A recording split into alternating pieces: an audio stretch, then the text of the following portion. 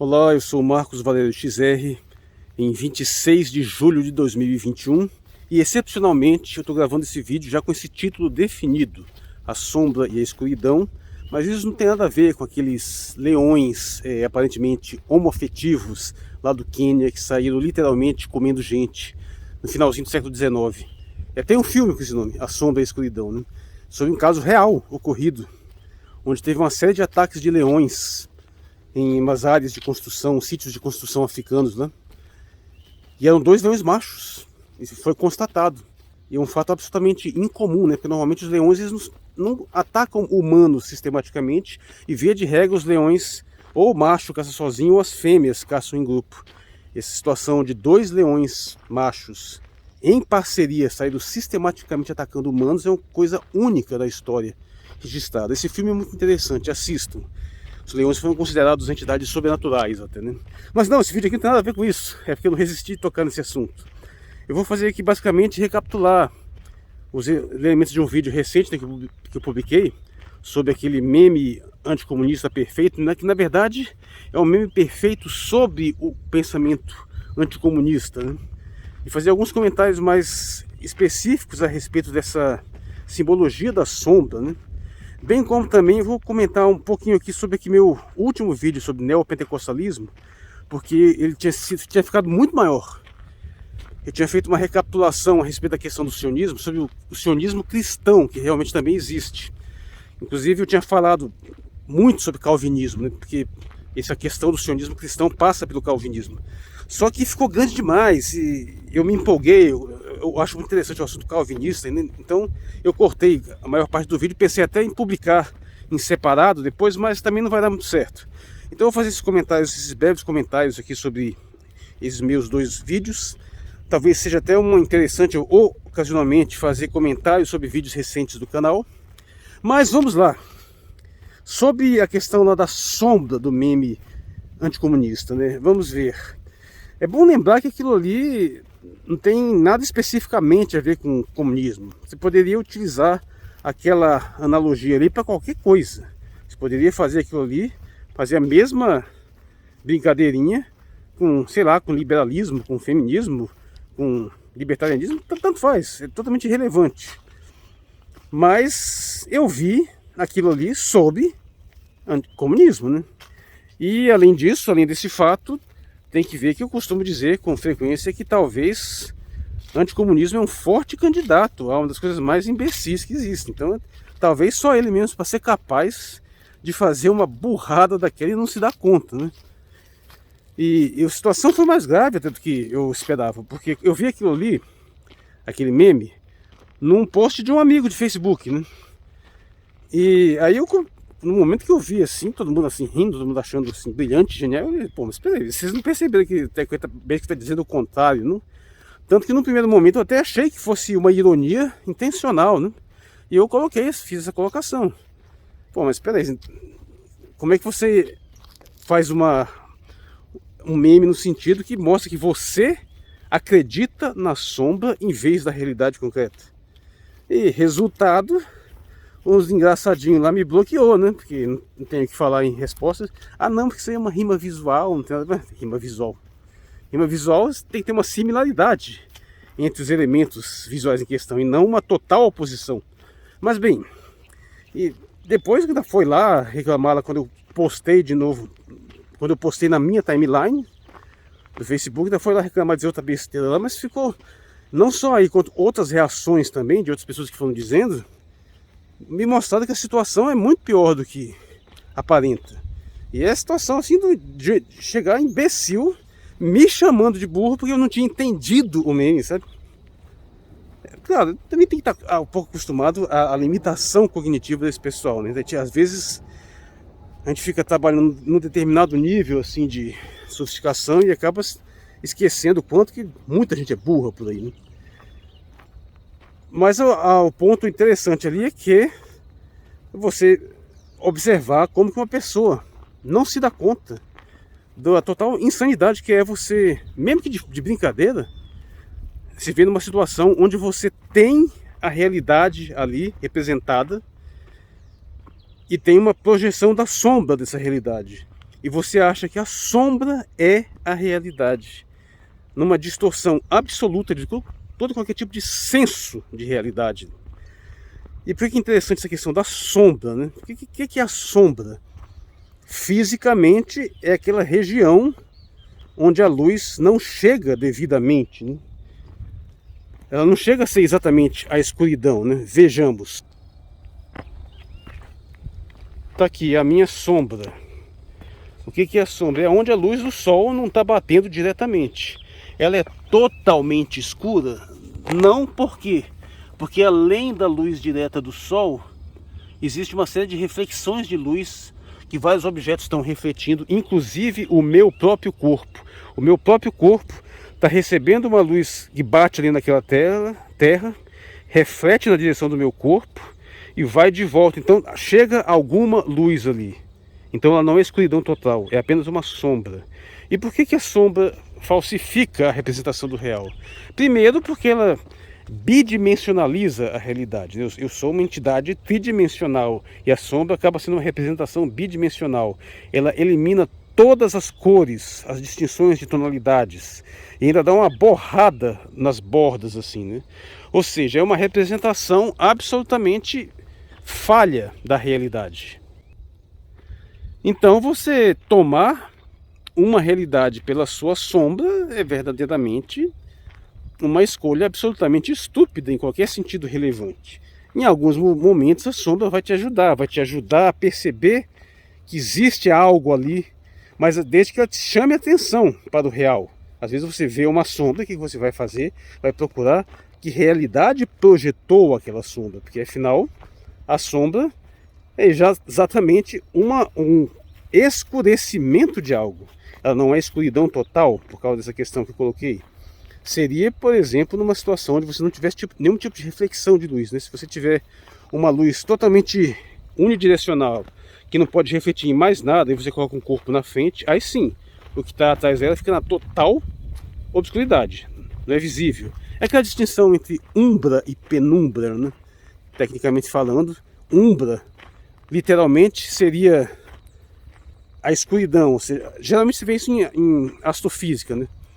O planeta obscurecendo a luz do sol, aquela área onde fica totalmente escura é a umbra, né? E a área onde não fica totalmente escura porque tem um desfoque ali é a penumbra.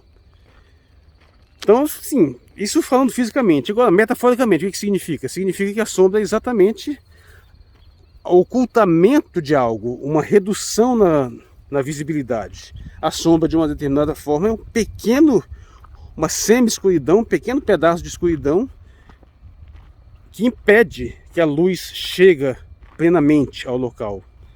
Agora, no momento, estou passando por uma pequena área de sombra, que está um pouquinho mais escuro, né? Não é uma coisa ruim necessariamente. Nessa época de frio, talvez seja, né? Mas eu acho melhor. Mas sim, entendeu a metáfora? O que eu entendi? O que significa isso? A sombra é uma falsificação, ela não representa a situação real. Você pode tirar várias metáforas daí, né? Pode pegar a metáfora de Jung, né, sobre o sistema psicológico na visão de Carl Jung, né, Carl Gustav Jung, onde você tem lá a persona, né, que é aquela personalidade, aquilo que você manifesta para as pessoas, né, que de certa forma é como se fosse a máscara social que você usa. Você tem o seu self, e esse self, além da divisão entre a parte feminina e masculina, que é o animus e ânima, você tem a sombra. A sombra em Jung é aquilo que frequentemente a gente vai dizer que é a parte maligna da pessoa, né? Porque metaforicamente é isso, é aquela parte onde a luz não chega totalmente. Então algumas coisas daninhas em termos psíquicos podem se manifestar ali, né? Existem interpretações muito interessantes. Tem, por exemplo, algumas pessoas que fazem uma metáfora da divindade, né? Observando que você tem a trindade ali, Deus, Pai, Filho e Espírito Santo, e que na realidade o demônio seria a sombra de Deus, né? Estaria dentro da psicologia. Quem me disse isso foi um padre católico, viu? Um padre católico filósofo, doutor, um dos mais brilhantes que eu conheço. Ele diz essa interpretação possível, né? Pois bem, então O simbolismo disso é bastante rico, mas fica assim demonstrado de um modo assim mais profundo, mais elaborado, porque que você utilizar uma metáfora onde você toma a sombra pela realidade é uma escolha absolutamente infeliz para tentar dizer que aquilo representa a realidade de algo. Deveria ser o absoluto contrário. Se o indivíduo tivesse pegado um meme onde, por exemplo, naquele caso ali, a sombra parecesse alguém num balanço e a realidade fosse alguém sendo enforcado, aí sim seria um meme fantástico, uma analogia muito boa. Mas ele fez o contrário. E eu acho que deveria ser uma coisa totalmente óbvia, mas infelizmente parece que para muitas pessoas que eu apontei aquilo ali, muita gente não entendeu. Então fazer o que, né? A limitação cognitiva desse pessoal é dramática. E aí por isso que eu levantei a questão da alegoria platônica, né? Não sei nem para quê, porque o pessoal não é capaz de entender um negócio desse. Como é que vai entender a alegoria platônica nesse caso? A alegoria platônica do mito da caverna é aquela, vamos relembrar, aquela questão que Platão usa para explicar a dimensão da ignorância e como ela funciona em favor dos manipuladores. O mito da caverna é que ele descreve lá onde você imaginar que existe dentro de uma caverna uma série de pessoas aprisionadas, acorrentadas, obrigadas a olhar só para uma parede, onde os mestres lá projetam um teatro de sombras, né? E aquelas pessoas tomam aquelas sombras pela realidade. Mas ele explica sobre o caso de que alguém consegue se libertar daqueles grilhões e vai para fora da caverna, onde ele vê a verdadeira realidade e não apenas o teatro de sombras que aqueles projetores fazem. E o ponto mais importante desse mito é quando ele vai dizer que como é que acontece com essa experiência da pessoa que chega lá para ver a luz do dia pela primeira vez, que no primeiro momento vai ser doloroso, porque a luz é muito forte, ele vai ficar até com medo, vai ficar confuso, mas com o tempo vai começar a perceber a verdadeira realidade, ver a verdadeira beleza da realidade. E ainda mais importante, que no momento que ele tentar voltar para a caverna, para tentar despertar aquelas pessoas, para tentar fazer com que elas também vejam a realidade, ele vai ser tratado como um louco e correndo o risco de vida, ele pode ser morto pelas pessoas que vão defender a ilusão. É aquilo que, bom, Platão viveu há 2.500 anos, mas recentemente nós tivemos uma ótima representação disso no filme Matrix, né? Dos irmãos, os antigos irmãos, agora irmãs, transmulher, não sei o que lá, o cacete, Wachowski, que eu já comentei em várias ocasiões aqui. Isso também demonstra muito bem aquela parte onde Morpheus, né, ele explica para o Neo o que significa, como que as pessoas vão defender o sistema, como elas vão defender a ilusão contra qualquer tentativa de tirá-las daquela ilusão ali, né? Ainda que aquilo seja em detrimento da liberdade delas, em prejuízo delas. Elas estão muito acostumadas, muito habituadas à ilusão, porque é aquele reforço coletivo da massa, todos compartilhando aquela mesma ignorância, e existem setores poderosos que se beneficiam dessa ilusão e estão mantendo aquela ilusão constantemente ali. Para a gente fazer uma analogia disso para o anticomunismo, é bom lembrar que é uma situação que eu já coloquei em mais de uma ocasião.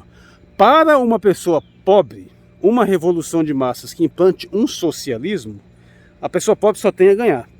Simples assim. É o que, como eu vivo falando, aproveitar que está essa questão de Cuba, ainda eu até pretendo fazer um vídeo sobre Cuba. Eu te digo, pessoas pobres em Cuba vivem muito melhores que no Brasil, até que nos Estados Unidos. Elas têm acesso ao básico em nível de qualidade elevado. Claro, elas não vão ter acesso às coisas melhores, mas é aquele caso. Aqui você também não tem acesso. Vê aquele pessoal, tô falando pobre mesmo, né? Gente que tem smartphone de última geração, carro do ano, e pô, pobre. Essa pessoa pobre aqui, num país rico, também não tem acesso às coisas que realmente interessam. Ela não tem acesso à internet, ela não tem acesso aos bens de consumo, não tem porcaria nenhuma, ela tá ferrada, tá lascada. Uma pessoa dessas, num país socialista, tá melhor de vida, muito melhor. Então ela não tem nada a perder nesse sentido. E até aqueles não tão pobres assim. Quem vai ter mais a perder é quem tem condições melhores. E claro, os indivíduos muito ricos têm tudo a perder num processo revolucionário desses. Claro, aqueles que estão no nível intermediário, aí depende, né? já varia muito. Não vou dizer exatamente em que ponto do corte isso aconteceria. Eu digo que eu provavelmente teria mais a perder numa revolução de massas socialistas de grande escala, talvez tenha mais a perder em termos materiais do que a ganhar. Mas, em compensação, poderia ganhar em outros sentidos, né? Num sentimento de pertencimento, numa superação de problemas éticos, né? Talvez em questões de segurança, então eu já não sei. Mas o ponto é que, como que o indivíduo que tem tudo a perder num processo desses, vai convencer a maioria que só tem a ganhar de que eles não devem apoiar essa revolução? Bicho, não tem outro jeito. Se você é um camarada cheio da grana, independente de você ser um explorador, normalmente seria até um explorador passivo na melhor das hipóteses, como que você convence aquela massa que teria a ganhar de que eles não façam aquilo porque você vai ter a perder? Não tem outro jeito, tem que ser mentindo, não tem outra forma. Então você tem que manipular, tem que inventar, não é à toa que tem toda essa produção de mentira deslavada a respeito do assunto, apesar de haver problemas reais, nos processos revolucionários, haver danos reais que, dependendo da situação, fazem a gente questionar se realmente vale a pena fazer isso. Eu acho que em países muito pobres vale totalmente a pena você fazer uma revolução dessas. Normalmente aconteceu, trouxe algum progresso. Em países mais desenvolvidos, nem tanto. Não é uma revolução em direção ao comunismo, né, como eu falei, que não vai ter, que isso não é viável, mas uma revolução socialista nesse caso. Mas como nós estamos falando de anticomunismo, ele vai atacar tudo isso por tabela, ele não vai nem diferenciar uma coisa da outra. Então o que é? O anticomunismo ele é essencialmente fraudulento, porque ele é exatamente o discurso daqueles senhores que teriam tudo a perder no processo, convencendo aqueles que só têm a ganhar de que aquele processo não é bom para eles. Isso não tem como ser feito sem mentir. Tem que ser um discurso farsesco, um discurso fraudulento. E aí você vê a alegoria. Você vai fazer pessoas que teriam a ganhar passar a combater uma coisa que as beneficiaria em favor daqueles que teriam de fato a perder. Quando você entra num processo de justificar um sistema desse, não tem como se fazer isso sem se degenerar. Porque você é obrigado a repetir uma mentira. Num primeiro momento, claro, você pode estar sendo simplesmente enganado. É compreensível, as pessoas se enganam, ignorância é o estado natural do ser humano, isso é totalmente perdoável. Mas em algum momento elas vão ter a oportunidade de se corrigir. E como eu costumo dizer, você normalmente é levado ao erro por engano, por ignorância. Mas quando você decide se manter no erro, normalmente é por orgulho. Você não gosta de dizer que se sentiu enganado. E que também é normal no primeiro momento. Todo mundo, quando se passou por esse processo de descoberta, né, você não gosta de inicialmente reconhecer aquele erro. Então, num determinado momento, você vai tentar se apegar a ele. Isso aconteceu comigo mais de uma ocasião. Agora, se à medida que você vai vendo, vai tendo a possibilidade de reconhecer as coisas e você ainda assim decide se apegar e se manter naquilo ali, mesmo contra todas as evidências, aí você entra no processo de degeneração. Aí não tem como você não emburrecer, não tem como você não se corromper. Então, de uma certa forma, nesse sentido, essa mentalidade anticomunista, ela é um dos exemplos, né? Nesse caso, tem vários outros, onde a pessoa acaba se degenerando no sentido de deterioração mental, ela vai ficando mais burra mesmo. Porque o custo cognitivo de você defender uma falsidade é alto. Não tem como você fazer isso sem uma degeneração. Eu não estou nem falando do caso de um indivíduo que teria a perder, por exemplo. Pode ter vários motivos para se opor a uma revolução dessa de massa, mas esse que você entenda mais o que está em jogo. E não só repetindo a asneira, né? Não só dizendo que... sem entrar muito no mérito. Senão o vídeo também ficaria muito grande. Mas então, por isso que essa questão da analogia da sombra ali, ela é tão rica, ficou tão interessante. Porque você chegar a esse ponto de tomar a sombra pelo real, e você não... Tudo bem, no primeiro momento você achar engraçado, também achei engraçado. Vou citar um exemplo de um caso parecido. Uma vez fizeram um meme do José Serra, né? O Serra estava assim, né, fazendo um sinalzinho lá. Aí na foto, no reflexo dele na parede, saiu a cabeça dele com um chifrinho assim, né? Ficou super engraçado.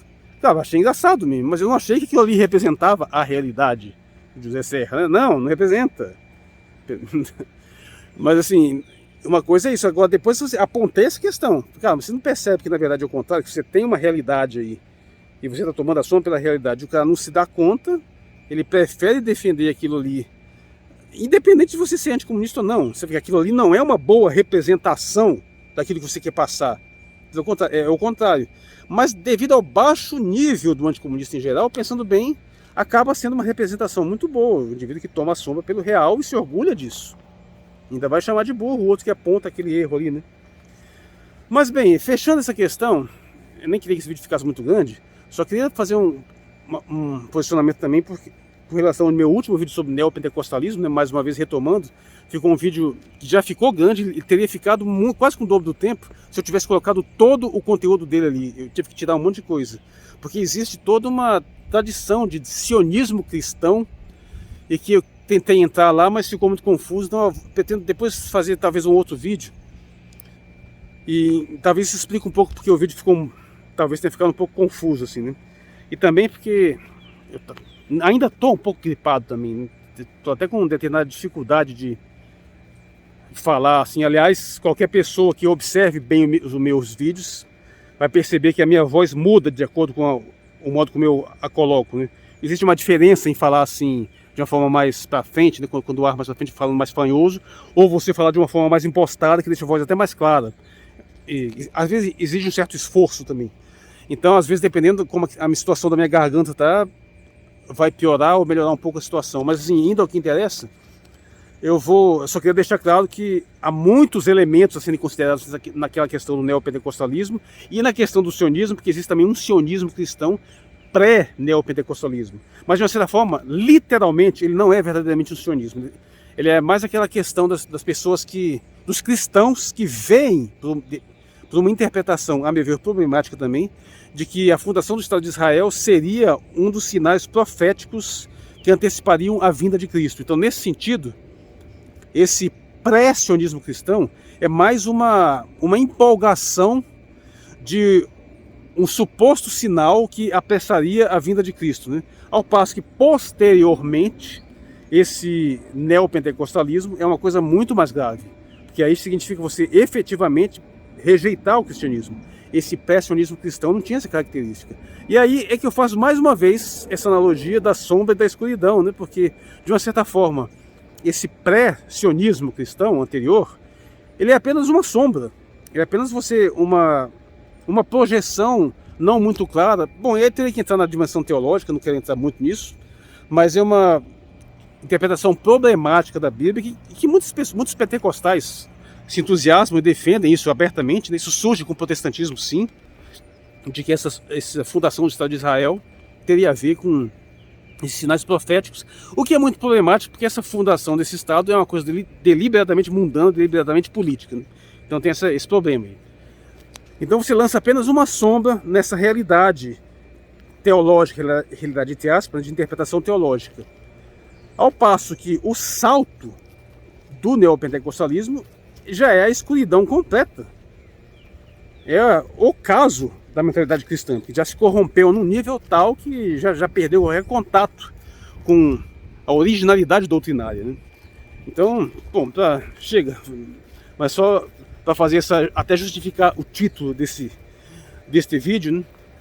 Recomendando alguns vídeos anteriores, até porque essa questão da sombra lá foi o vídeo mais curto do canal, né? 3 minutos. Merecia mais acréscimos. Isso eu queria deixar claro que teve também essa questão aqui sobre o vídeo do neopentecostalismo. Só quero aproveitar para dizer, para finalizar, que teve essa sequência de vídeos agora que eu fiz, um atrás do outro, né, para compensar esse período que eu passei demorando mais a gravar vídeos, né, que eu estive viajando.